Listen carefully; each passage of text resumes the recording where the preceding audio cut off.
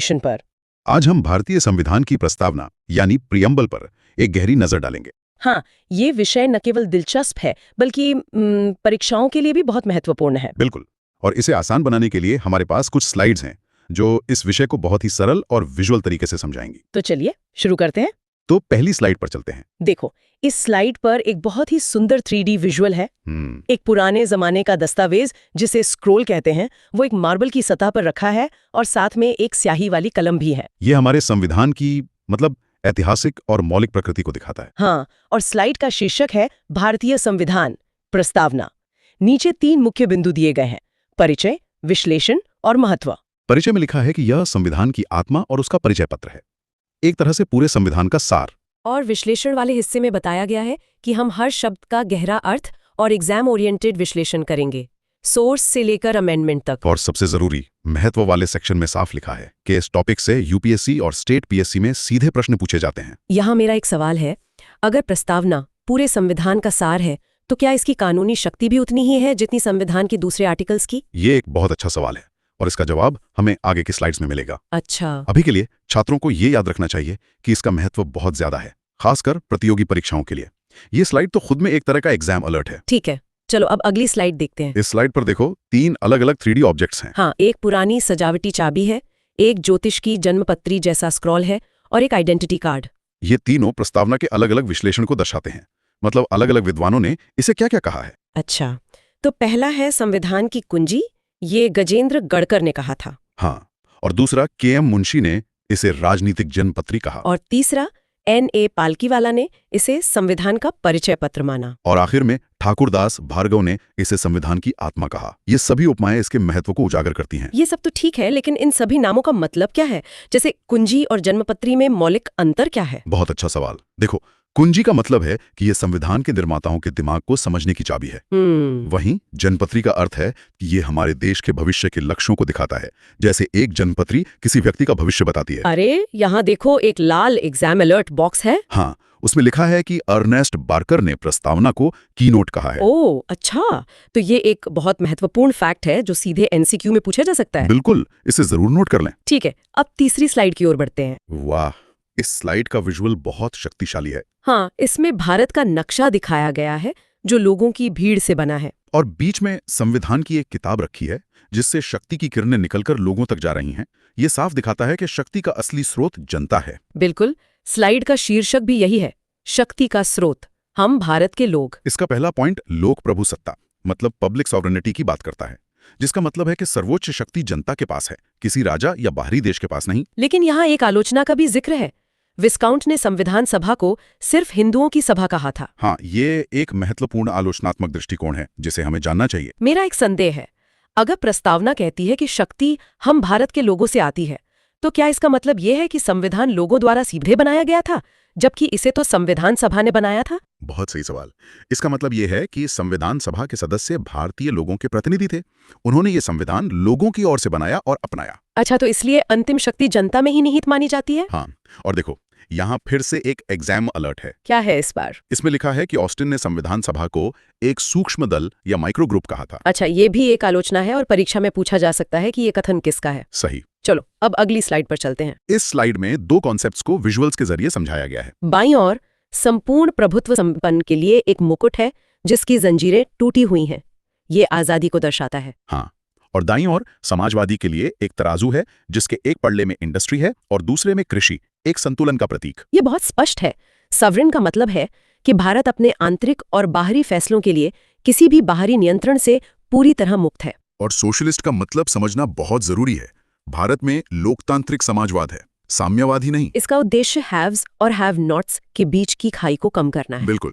तो क्या लोकतांत्रिक समाजवाद का मतलब ये है कि सरकार सब कुछ नियंत्रित करेगी, प्राइवेट प्रॉपर्टी का क्या होगा? नहीं, लोकतांत्रिक समाजवाद का मतलब है मिश्रित अर्थव्यवस्था, मतलब मिक्स्ड इकोनॉमी। अच्छा, जहां पब्लिक और प्राइवेट सेक्टर दोनों साथ साथ काम करते हैं।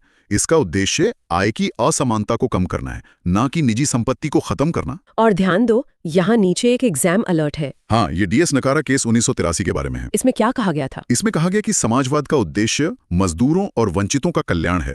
ये केस समाजवाद की भारतीय परिभाषा को समझने के लिए बहुत जरूरी है। ठीक है, अगली स्लाइड देखते हैं। इस स्लाइड के केंद्र में एक 3D स्तंभ है जिसके चारों ओर अलग अलग धर्मों के प्रतीक हैं: ओम, क्रॉस, चांतारा और हंड। ये सर्वधर्म समभाव के विचार को बहुत अच्छे से दिखाता है। बिल्कुल। शीर्षक है पंथ निरपेक्ष, राज्य का कोई धर्म नहीं। इसमें 3 मुख्य बातें हैं। पहली, राज्य का अपना कोई राजकीय धर्म नहीं है।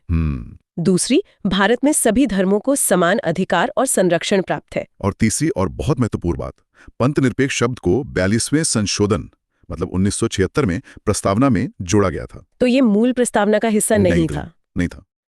तुमने ब्रा नहीं पहनी? नहीं था।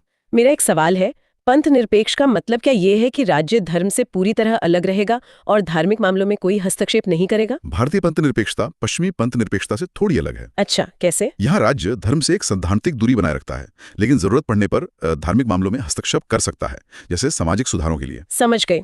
और देखो नीचे एग्जाम अलर्ट दिया गया है। हाँ, ये SR बम्बई केस के बारे में है, जिसमें सुप्रीम कोर्ट ने कहा था कि पंथ निरपेक्षता संविधान का मूल ढांचा यानी बेसिक स्ट्रक्चर है। इसका मतलब है कि इसे संशोधन करके भी संविधान से हटाया नहीं जा सकता। बिल्कुल, ये बहुत ही महत्वपूर्ण निर्णय है। अब अगली स्लाइड की ओर बढ़ते हैं।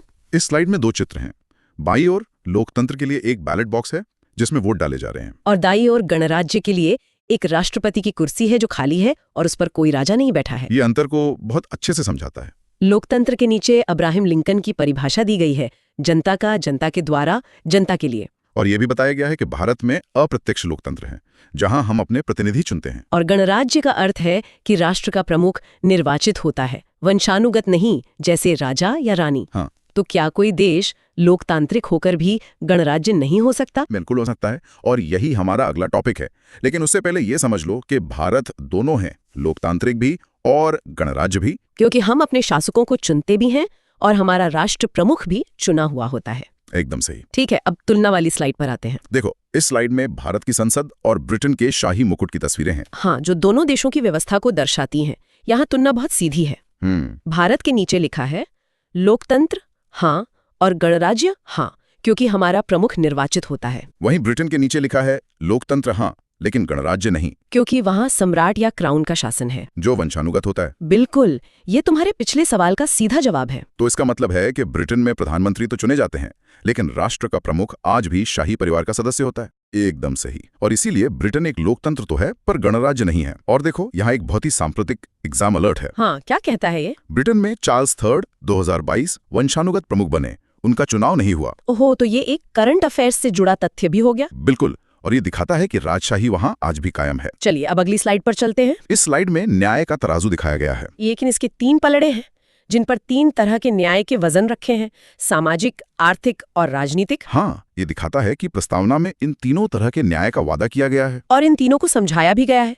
सामाजिक न्याय मतलब धर्म, जाति, लिंग के आधार पर कोई भेदभाव नहीं। और आर्थिक न्याय का मतलब है आर्थिक आधार पर भेदभाव नहीं और अमीरी गरीबी की खाई को कम करना। और राजनीतिक न्याय का अर्थ है सभी नागरिकों को चुनाव लड़ने और वोट देने का समान अधिकार। बिल्कुल, और ये भी बताया गया है कि न्याय का ये आदर्श 1917 की रूसी क्रांति से प्रेरित है। मेरा एक सवाल है, प्रस्तावना में धार्मिक न्याय का जिक्र क्यों नहीं है जबकि सामाजिक, आर्थिक और राजनीतिक न्याय का है? क्या बात है, तुमने तो सीधे एग्जाम अलर्ट वाला सवाल पूछ लिया। नीचे देखो, बॉक्स में यही लिखा है। अरे हाँ, इसमें लिखा है प्रस्तावना में धार्मिक न्याय का उल्लेख नहीं है। यह प्रश्न अक्सर पूछा जाता है। बिल्कुल, क्योंकि धार्मिक स्वतंत्रता का अधिकार एक मौलिक अधिकार के रूप में अलग से दिया गया है और पंथ निरपेक्षता शब्द पहले से ही धार्मिक समानता सुनिश्चित करता है। अच्छा, इसलिए यहाँ न्याय के इन 3 आयामों पर ही फोकस किया गया है। सही। ठीक है, अगली स्लाइड स्वतंत्रता के बारे में है। इस स्लाइड का विजुअल बहुत ही रोचक है। एक इंसान का सिर दिखाया गया है जिसके दिमाग में विचार चल रहे हैं, जिसे आंतरिक कहा गया है। और उसके मुंह से एक स्पीच बबल निकल रहा है जिसे बाहरी यानी अभिव्यक्ति कहा गया है। हाँ, यहाँ स्वतंत्रता के 5 प्रकार बताए गए हैं: विचार, अभिव्यक्ति, विश्वास, धर्म और उपासना। विचार को आंतरिक बताया गया है जबकि अभिव्यक्ति बाहरी है। सही। विश्वास का मतलब किसी विचारधारा को मानना, धर्म का मतलब सैद्धांतिक रूप से किसी धर्म को अपनाना, और उपासना का मतलब उस धर्म को व्यवहार में लाना है।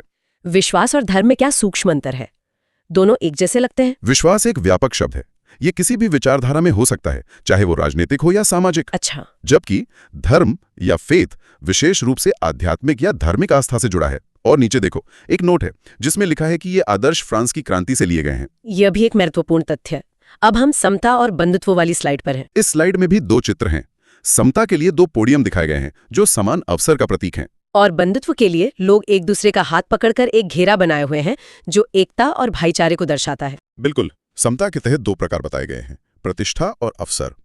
प्रतिष्ठा का जिक्र आर्टिकल 15 में है और अवसर का आर्टिकल 16 में।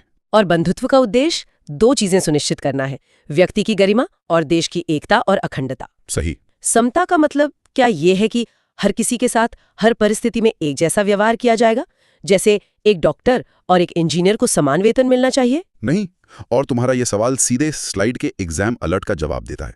देखो बॉक्स में क्या लिखा है। इसमें लिखा है समान परिस्थिति होने पर ही समान व्यवहार किया जाएगा। यही समता का असली अर्थ है। बिल्कुल, इसका मतलब है equal should be treated equally. यह योग्यता या परिस्थिति के आधार पर वर्गीकरण की अनुमति देता है। यह एक बहुत महत्वपूर्ण अवधारणा है। ये स्लाइड बहुत महत्वपूर्ण लग रही है, कानूनी स्थिति के बारे में। हाँ, ये कानूनी स्थिति के बारे में है। यहाँ एक टाइमलाइन दिखाई गई है जिस पर एक जज का हथौड़ा है। और टाइमलाइन पे दो महत्वपूर्ण केस हैं, 1960 का बेरुबारी केस और 1973 का केशवानंद भारती केस। तो बेरुबारी केस में सुप्रीम कोर्ट ने कहा कि प्रस्तावना संविधान का अंग नहीं है, नॉट अ पार्ट। हाँ, लेकिन 1973 के केशवानंद भारती केस में सुप्रीम कोर्ट ने अपना निर्णय बदला और कहा कि प्रस्तावना संविधान का अभिन्न अंग है, इंटीग्रल पार्ट। एकदम सही। और नीचे निष्कर्ष दिया गया है कि ये प्रस्तावना में संशोधन हो सकता है, लेकिन इसके मूल ढांचे को नहीं बदला जा सकता। मेरा एक सवाल है, अगर ये संविधान का अभिन्न अंग है तो क्या हम इसे लागू करवाने के लिए कोर्ट जा सकते हैं? ये एक बहुत ही प्रैक्टिकल सवाल है। इसका जवाब दाईं ओर के नोट बॉक्स में है। अच्छा।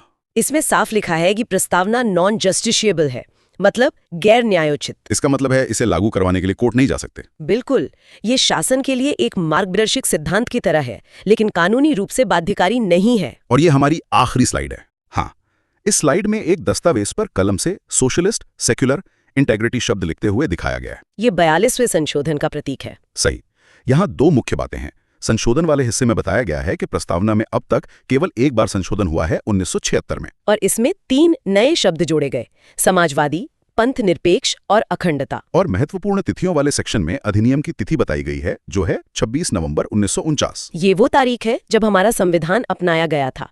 तो क्या संविधान लागू भी इसी दिन हुआ था? नहीं, संविधान को अपनाया 26 नवंबर 1949 को गया था, लेकिन ये पूरी तरह से लागू 26 जनवरी 1950 को हुआ, जिसे हम गणतंत्र दिवस के रूप में मनाते हैं। हाँ, और 26 नवंबर को हम संविधान दिवस के रूप में मनाते हैं।